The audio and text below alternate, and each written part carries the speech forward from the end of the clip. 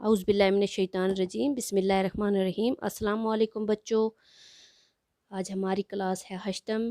तो हमारा मज़मून है उर्दू, मौजू है गौतम बुद्ध। कल हमने ये सबक पढ़ा भी है तो आगे हम आज शुरू करेंगे बच्चों। ये सबक थोड़ा बड़ा है तो हम इसको वक्फे वक्फे से पढ़ेंगे। तो चलो शुरू करते हैं बच्चों।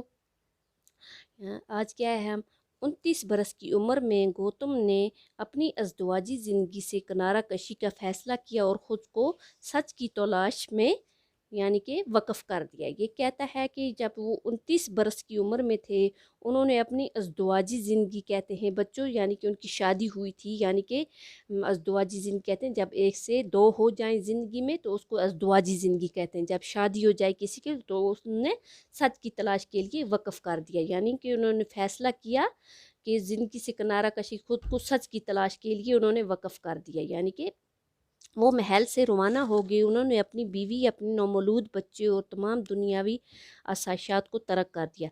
यानी कि वो महल से निकल गए, उन्होंने अपनी बीवी को भी छोड़ दिया और नौमौलूद बच्चा हो गया बच्चों, दूध पीता हुआ बच्चा जो होता है, और तमाम जो दुनिया की उनको आसाइश थी उनको तर्क कर दिया, छोड़ दिया। वो एक मुफलस योगी बन गए। यानी कि वो क्या बन गए बच्चों, एक मुफलस योगी बन गए, यानी कि मजहबी जो अपने मज़हब पर पक्का होता है, यानी कि वो बन गए। कुछ अरसा उन्होंने इस दौर के मशहूर योगी उलमा से इल्म हासिल किया। उनके अफ़कार से मुकम्मल आगाही हासिल हो जाने के बाद उन्होंने इंसान के गैर इत्मीनान बख्श मसाइल के अपने हल वज़ा किए। यानी कि कुछ अरसा उन्होंने उस दौर के जो मशहूर उनके योगी उलमा से इल्म हासिल किया, उनके अफ़कार से मुकम्मल आगाही हासिल हो जाने की, यानी कि मुकम्मल जो उन्होंने उनके असर से आगाही हो जाने पर उन्होंने इंसान के गैर इत्मीनान बख्श मसाइल, यानी कि गैर इत्मीनान बख्श मसाइल उन्होंने क्या कर दिए, अपने हल वज़ा कर ली। यानी कि अपने हल क्या कर लिए, वज़ा कर लिए। ये ख्याल आम है कि इंतहा दर्जे का जहन सच के रास्ते को हमवार करता है। गौतम ने ख़ुद भी एक सन्यासी बनने की कोशिश की और कई साल वो फाका कशी और ख़ुद अजीती के मराहिल से गुजरते रहे। यानी कि वो कई साल यानी कि सन्यासी बनने की भी क्या करते रहे, यानी कि सन्यासी बनने की कोशिश की। सन्यासी क्या हो गया बच्चों, फ़कीर, यानी कि जो दुनिया को छोड़ दे उसको कहते हैं हम अपनी इस उर्दू में क्या कहते हैं, इसको फ़कीर।